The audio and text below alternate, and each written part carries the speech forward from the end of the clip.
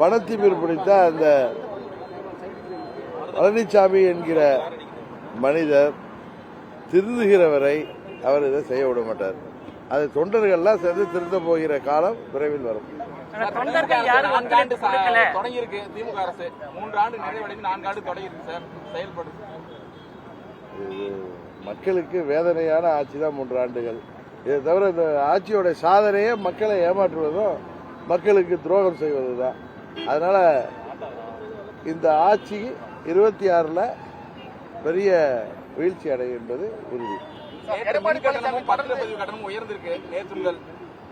அதான் சொல்றேன், பார்லிமெண்ட் எலெக்ஷனுக்கு பணத்தை கொடுத்து மக்களை விலைக்கு வாங்கிடலான்னு முயற்சி செய்யறாங்க. இவங்க இந்த ஆட்சி 26ல் உறுதியாக வீழ்த்தப்படும். அதாவது பொதுவா ஒரு பத்திரிகையாளர் என்கிற முறையில் எனக்கும் திரு சவுக்கு சங்கர் தெரிந்தவர் தான். பட் அவர் பேசினதெல்லாம் இதெல்லாம் கேள்விப்பட்டு இன்னைக்கு தான் அந்த வீடியோவை எனக்கு அனுப்ப சொல்லி பார்த்துட்டு வந்தேன்.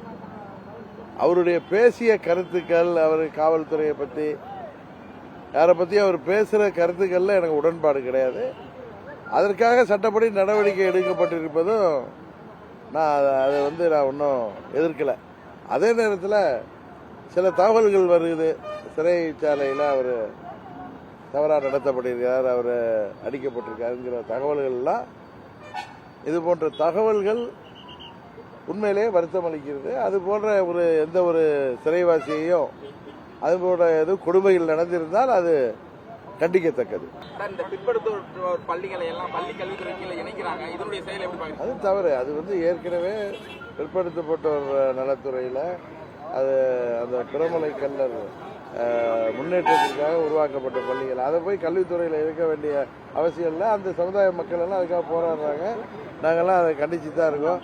எல்லா விதத்திலையும் இந்த ஆட்சி எல்லாருக்கும், அது மாணவர்கள்லேருந்து விவசாயிகள் அனைத்து தரப்பு மக்களுக்கு எதிரான ஆட்சியாக நடைபெற்று. காங்கிரஸ் தலைவர் கொலை சம்பவத்தில் இன்னும் காவல்துறையோட தீவிர விசாரணையில எதுவுமே துப்பு கிடைக்காம இருக்கு. காவல்துறையோட நடவடிக்கை அவர் அதை விரைவாக கண்டுபிடிச்சு அந்த குற்றவாளிகள் தண்டிக்கப்பட வேண்டும். செய்திகளை உடனுக்குடனும் துல்லியமாகவும் தெரிந்து கொள்ள சப்ஸ்கிரைப் பண்ணுங்க.